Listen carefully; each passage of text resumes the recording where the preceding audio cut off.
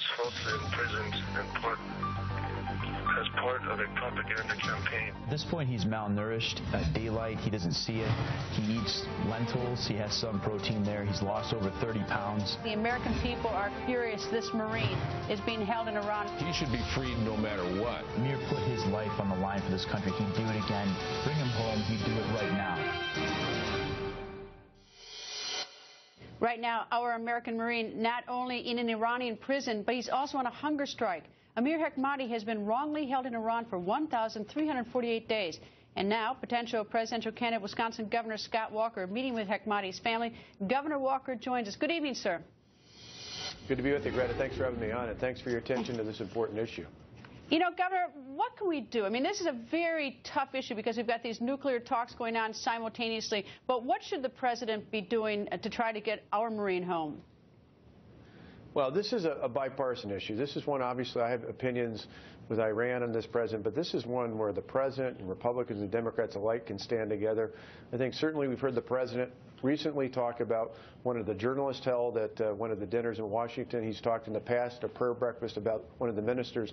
I think just talking about Amir and talking about his family and talking about how important it is to bring him home, I think that's a great start to begin with. And then I think the State Department and others need to continue to press for him and the other Americans being held over in Iran to come back home. He's been there since August of 2011. He thought he was going there on a trip to see family, particularly an ill grandmother, and here he sits in a prison in Iran. It's just not right, and Americans need to stand up and demand his return. You know, it's a very nice family, a very tough family, very devout Muslim family. They've put the son, Amir, put his life on the line for both of us and for the rest of the nation. Yeah, it is frustrating to me. I've got a good friend of mine, Kevin Hermiting, someone I've known for years here in the state of Wisconsin.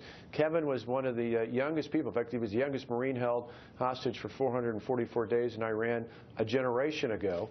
And now you think about Sergeant Hekmati being held even longer, obviously much longer than that, and for something, again, where he clearly, from what I talked to his family about, they walked me through how he had done all the paperwork, he checked out, he was going to see family at the time, he was proud to serve his country here in the Marine Corps and made even more certain it was okay for him to go to Iran to see people there, and yet here he sits. All right, let me turn to Iowa. You have not announced you're going to run for president, but I certainly have seen all the, the gossip, the rumors, the stories, and everything else. But anyway, the Iowa poll, Quinnipiac, has you at 21 points. That's 16 points higher than Governor Jeb Bush. It's 8 points higher than Senator Rubio and Paul. So obviously, right now, Iowa loves you. Now, your numbers in Wisconsin, though, where you're the governor, they are not so good. Your approval rate there is not as fair. Your approval is 41, disapproval is 56. So they love you in Iowa right now. What's going on in Wisconsin, and why are you winning in Iowa?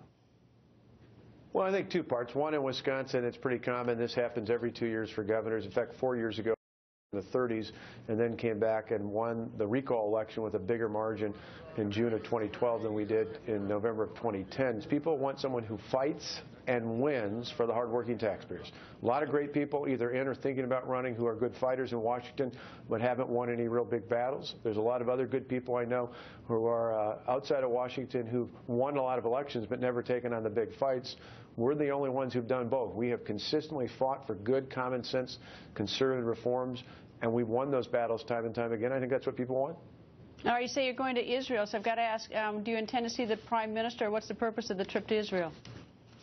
It is. It's educational. I want to get a sense for fully appreciating. Obviously, I've spent a lot of time studying Israel in the past and their national security issues and concerns. Biggest concern right now is they feel like their ally in America is somehow backed away because of this president and this administration. I want to show them that if I were to run and ultimately be elected as president, I would make it a priority to reestablish that partnership with Israel. There's an important part of the world, and we need Israel to be a prime ally in that regard, and to really, literally, physically see them, to be with them, to learn from them. And as it is, we're going to be with the Prime Minister, it looks like, right about the time he seats the new government. So an exciting time to be there in Israel. Governor, nice to see you. Thank you for joining us. Thank you, Greta. Good to be with you.